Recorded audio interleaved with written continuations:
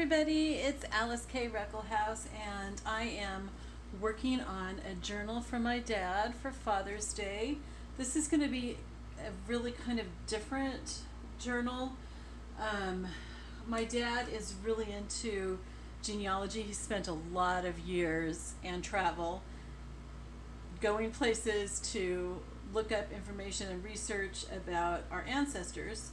And anyway, so I decided to focus on one that he was working on last year at least. I don't know if he's done any work since then because I didn't want to tell him I'm doing this. So I may not have his up-to-date research. This is a preliminary draft that I'm working with, and I put that here on the front page. This isn't the cover, but it's the title page, I guess. And so I'm focusing on Benjamin and Micah Weathern, and I believe that Micah was our ancestor. But the house that my dad found in Maine a couple years ago, while he and Mom were beginning the walk across America that they're on right now, belonged to Benjamin. So what I've decided to do, and it took a lot to try to figure out how I'm going to do this. I don't know how he's going to use this journal. He could use it to do more research. He could use it just as a place to put some of his research. He might use it for shopping lists. I don't know. It's okay with me however he decides to use it. But I want to make it fun and interesting, and I really want to make it him. And so I thought that this would be a cool thing to do. So I'm setting that aside. That's the Declaration of Independence. So what I've decided I'm going to do, and I may change my mind still because I keep kind of changing how I'm doing this, but I think I'm starting out with Benjamin because that's who my dad started in his writing about. So I've already done this paper with this page with this collage with some of the history of Benjamin Weathern. He and Micah both fought in the Revolutionary War. And then I've got this little booklet. It's like a Dear Julie Julie flip-flop that I'm going to put here, and I'm going to put some of Benjamin's history here. I believe this is a picture of Benjamin Weathern. I'm not sure. It might be Micah. It might be some dude that has no relation whatsoever. I'm not really sure. It was on a page with his what my dad had written up about Benjamin. So I think it's probably him. But there was some stuff on the page about Micah too, so I'm really not clear. And then here I'm going to have some more of Benjamin stuff. And then I'm going to do Micah. And then I'm going to do the battle that they especially fought in the Revolutionary War, and which is pretty interesting. I found lots of information in Wikipedia and stuff about it, and even a map, an old map of where the war was fought and everything. And then I'm going to have some stuff about the house that Benjamin built that my dad and Mom got to visit. And it's privately owned, but the people were really nice about giving them information and everything about it. And I think they got to go through the house. I'm not sure. Anyway, so I kind of have laid stuff out so that I don't have to think too terribly much, because this is a little complicated. Because I want to talk about my dad, like I did about my mom. And I've been told that a lot of what I said about my mom was not quite accurate.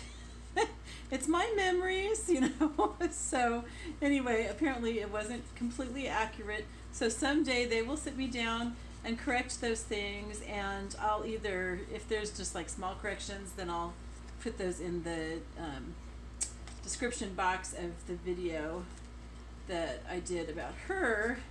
But if there's a lot of corrections, then I'll probably just make another video to go along as a PS. Here are the corrections kind of thing. So anyway, I'm kind of assuming that if I made mistakes about my mom's history, then I'll probably make some mistakes about my dad's, but it should be interesting.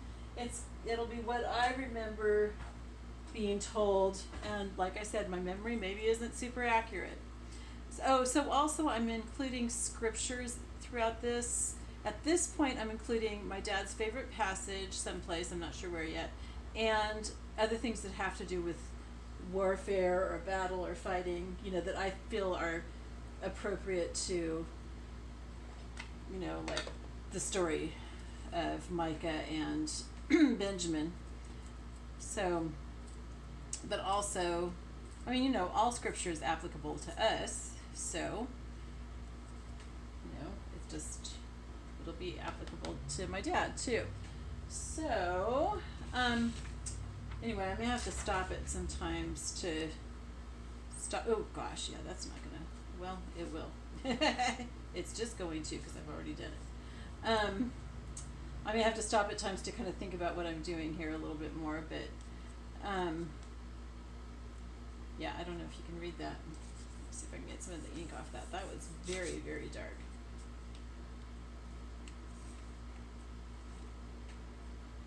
Yeah, I think you can. And it's a well-known verse, so I think my dad can figure it out. It looks kind of cool that way. I'm using blue, which I don't usually use.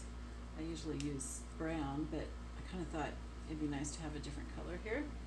So anyway, so like some of these maps I got from the Library of Congress and Smithsonian, and I can't remember where else. Anyway, they're fine to use. They're copyright free and everything. Okay, so where was I? So my dad's mom, I guess I'll start with that because that's, I think, the earliest thing that I know about him. My dad's mom passed away when he was 4, and of some heart problem, and I think she was like 34 years old or something. She wasn't very old. She worked for the Postal Service, and I remember looking at her death certificate and reading the stuff on it and saying, wow, it looks like she passed away from blah blah blah, but I can't remember what it was. It might have been congestive heart failure. I kind of think that's what it was, but I can't remember. It didn't say that on the death certificate, but putting 2 and 2 together and stuff, I think that's what it was. Anyway, I could be wrong on that, but she died of some kind of heart problem. And yeah, so my dad, but my grandpa remarried pretty quickly. He married my step grandmother, who was always, as far as I knew, my grandmother, because she was there, by the time that my dad was married. Obviously, I think my grandpa probably married her within a few months of when my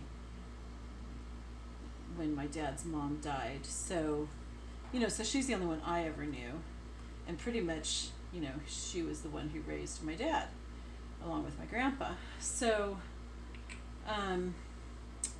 let's see. Anyway, so the other thing that I know from when he was young was that my grandma, I think it was my grandma, no, it wasn't my grandma Sheila, I don't think.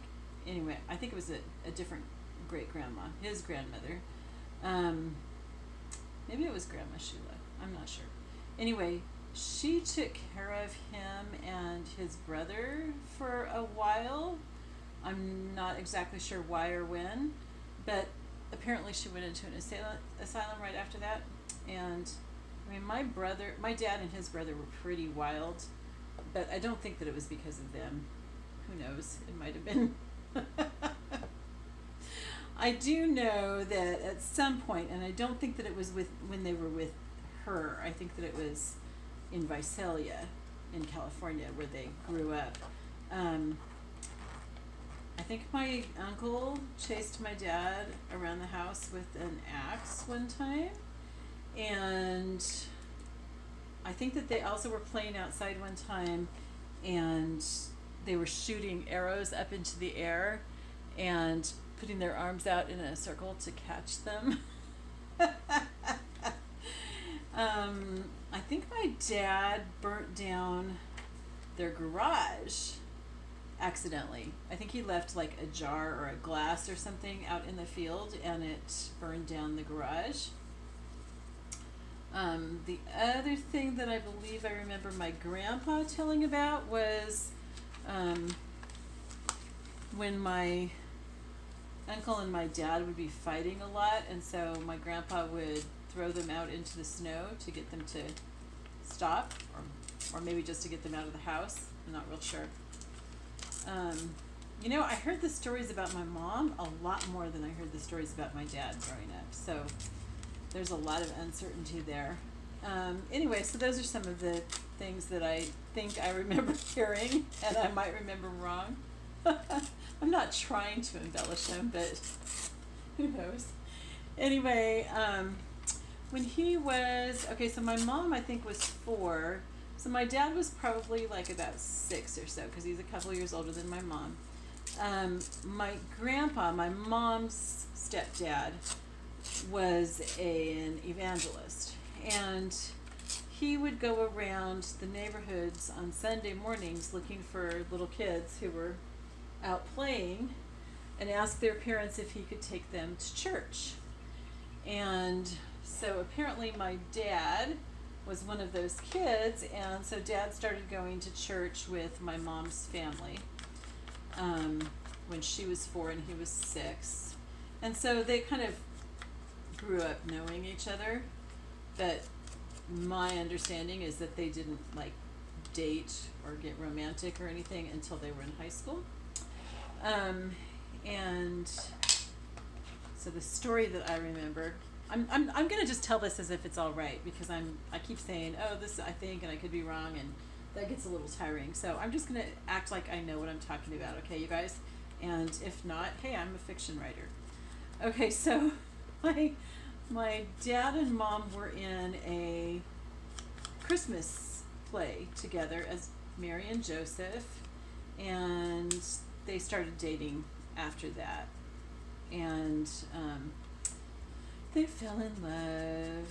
And when my dad graduated from high school, from Whitney High School, there were 2 high schools in Visalia at the time. I think that there may have just been one when my dad started high school, and then it split, and I don't know which one was the first one, Mount Whitney or Sequoia. And those are both, Sequoia National Park is close to Visalia. It's where the really big sequoia redwoods are, and my Aunt Tony was a ranger there for a little while. It's where General Sherman and General Grant, I think they're the biggest trees in the world, where they are. And then Mount Whitney is the tallest mountain in the continental U.S. Okay, so that's, what those 2 schools are named for. Oh, back to my dad's childhood. He and either my uncle or a friend broke in through a window at the high school when they were kids, or maybe at the community college. Anyway, they were caught, and my grandpa told the policeman to put him in jail. So my dad was in jail for a few hours at least when he was a little kid, like I think 8 or so. It's a good way to learn a lesson. My grandpa worked for the Postal Service too. So, let's see. So my mom and dad. Okay, so my dad graduated from high school, and he went to San Francisco State University. And my mom graduated soon after that, and so she went up to San Francisco. And they got married. I don't know how long they were together up there before they got married, but they got married in February of 1960. Early February 1960, February 6th. And then I was born the following January. And the stories that I've heard are that my dad used to have to push the drunks off the car so my mom could go to work. And I'm not sure how my dad went to work. Public transportation in San Francisco is pretty good, and I don't know what it was like then. So I'm kind of assuming that he probably either took the bus or the cable cars or trains or something to get to work, to get to the university. I'm not real sure. Most people didn't have 2 cars back then. And especially when you're in university, you're not exactly rich. So I doubt that they had 2 cars. But they lived in the Haight-Ashbury district. That's where I was first. That's my first home, Haight-Ashbury. I'm proud of it. So let's see. So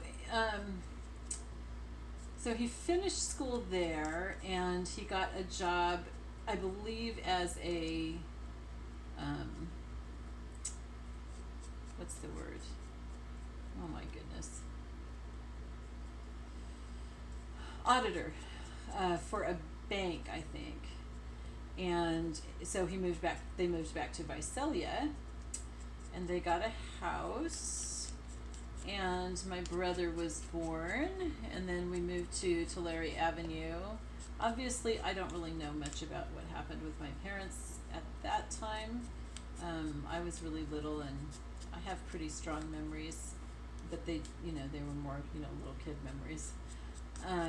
But anyway, so eventually, and I think, okay, so in the Central Valley, where Visalia is and where we used to live in Los Banos,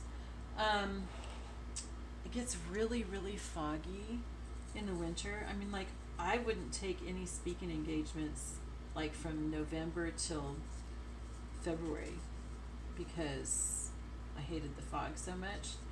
Because it's really bad. It's called Thule fog, and it's so thick. Sometimes you can go out. Like, I would take the kids without thinking and go, okay, we're gonna go shopping. We get into the van, and I couldn't even see the end of the hood of the van, and there was no way you're gonna drive. And the house next to us was 10 feet from us, and we couldn't even see the house sometimes in the fog. And so anyway, the fog, it was like that when my parents were living in Visalia too. And I think that one of their friends was killed. She drove actually under a truck, a semi, in an intersection, and was decapitated. And anyway, the fog, I don't know if that was like the final blow or not, but the fog was just too much for them, and they wanted to get out. And so my dad took a job with Lockheed up in the Santa Clara Valley, as it was called then, and it still is its official name, but now it's known as Silicon Valley. And he took a job as an internal auditor with NASA, not NASA, with Lockheed. And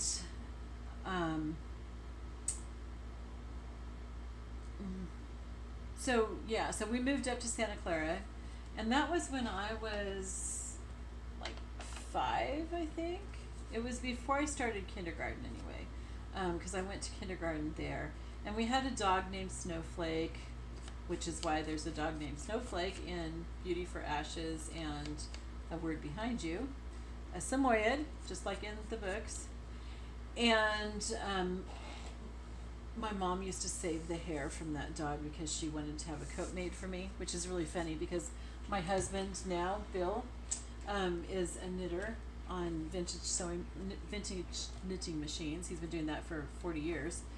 And he one time was asked to make a coat from dog hair from an Afghan hound. And the funny thing was that when it got wet, it smelled like wet dog. So I'm kind of glad that my mom never made that coat for me. Anyway, so we had to give Snowflake away when we moved. I remember being really sad about that. And, well, when we were still in Visalia, my parents had grown up in the same church, obviously, because my grandpa had been the one who, took my dad to church and everything. And it's kind of funny now, that my dad's older, but I guess at one point he was younger. I guess, like, the songs really bothered him because they were sung really slowly and stuff. That's all I remember hearing, and this probably isn't the reason that they changed churches, but that was always my impression because, it was like I was really little. Anyway, so they decided for some reason or other to change churches, and they started going to a Mennonite Brethren church, and I don't know how they became interested in going to a Mennonite Brethren church or why exactly or anything like that. I have no idea, because that's kind of a big change from Christian Missionary Alliance. I mean, they're both,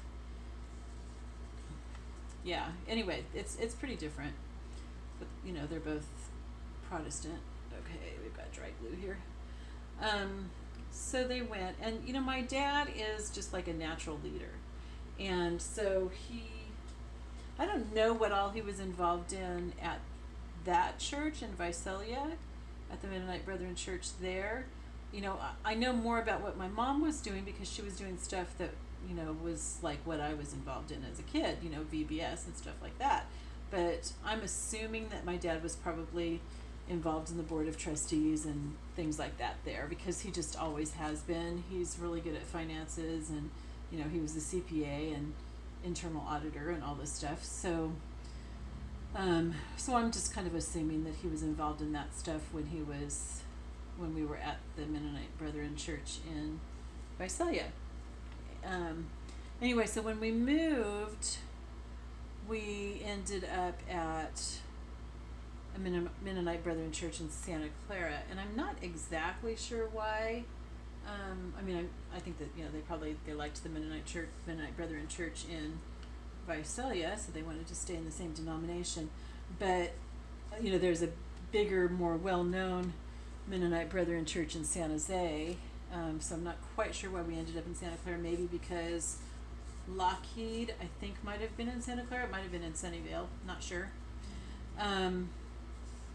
Or it might have been, there was a family that I think we knew from Visalia who also went to the church in Santa Clara. And that was Bob and Lil Fry and their daughters and their son.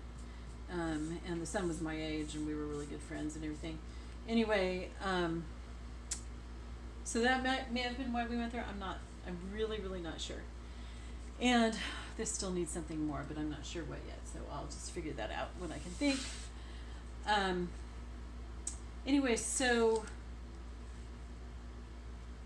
we went to the Mennonite Brethren Church there. My dad got really involved in stuff like, he was on the board of trustees, and which was, I think it was called the board of trustees then. They changed it eventually to the stewardship committee, but I'm pretty sure it was the board of trustees when he was on it. And and he was the delegate to different conferences and stuff, so he ended up being on the board of trustees for the denomination. And so we would travel, I think it was like every 3 years or so, to the North American conference, denominational conference, and the board of trustees meetings for the North American group. I don't know how they met the rest of the time. They must have had some meetings, and that was before the internet, and phone calls were really expensive. So I don't know if maybe he went to some meetings at other times, but our whole family got to go to these meetings that were in the summer. Okay, so see, like, this is going to be a little booklet kind of thing that's inside this that he can flip through. There's a whole bunch of pages right there. So this has about Benjamin Weathern. And anyway, so he worked at Lockheed, and he was on the board of trustees for the church and for the North American Conference of the denomination, and probably for the American Conference of the denomination too, I'm pretty sure. And just really involved in a lot of those kinds of things. I think he was also on the board for Pacific College, which is now Pacific University in Fresno. I am going to stop there because I'm hitting 30 minutes and my phone will probably shut off at that point. And Bill's going to be home pretty soon for lunch. So I'm going to stop there, and I will go on with the story of my dad and how he got involved in overseas crusades. I love you. Bye-bye.